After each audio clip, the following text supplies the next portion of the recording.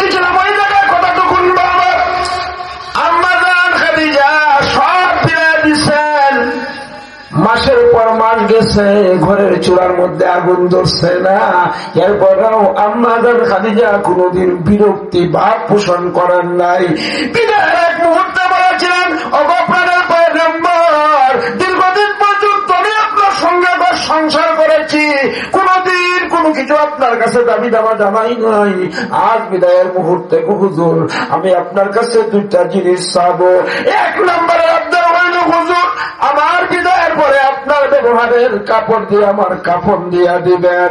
আর দুই নম্বরের আবদার হইল হুজুর সব মানুষ আমার কবরের পাশ থেকে চলে আসবে, আপনি আসবেন না এই পর্যন্ত যে পর্যন্ত আমি খাদিজার কবরে মুনকার নাকিরের প্রশ্নের জবাব না হয়।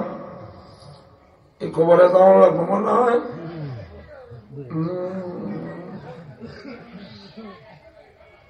গ্যাস লাইন কয়বেলা কইব কইতে যাই কামনা করো ওজন না লগে লগে মারি যেতাম ইনশাল্লাহ।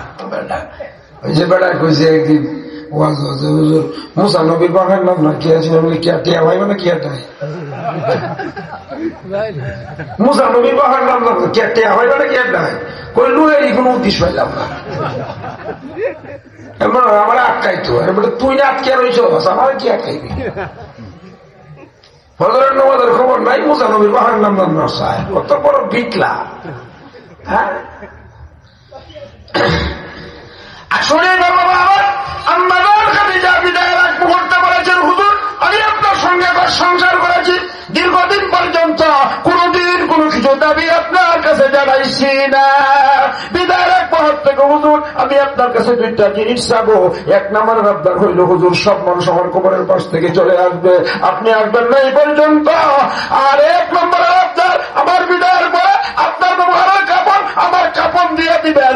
আর দুই নম্বরের আবদার সব মানুষ আমার কবরের পাশ থেকে চলে আসবে, আপনি আসবেন না এই পর্যন্ত যে পর্যন্ত আমি খাদিজার কবরে মুনকার নাকিরের প্রশ্নের জবাব না হয়।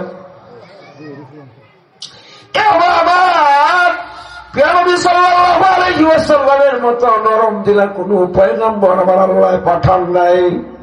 এত নরম দিলা ছিলেন জিন্দেগানি বর উম্মতি উম্মতি করছে। এখনো মদিনাতে শুয়া শুয়া উম্মতের জন্য কাঁদেন, উম্মতের কেমনে নাজাত হবে।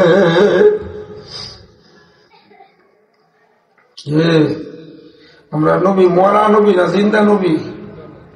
মরা না জিন্দা? কথা কন আওয়াজ করে কথা কন তোমার ঘুরান নিয়া। মরা নবীর উম্মত আমরা না জিন্দা নবীর উম্মত?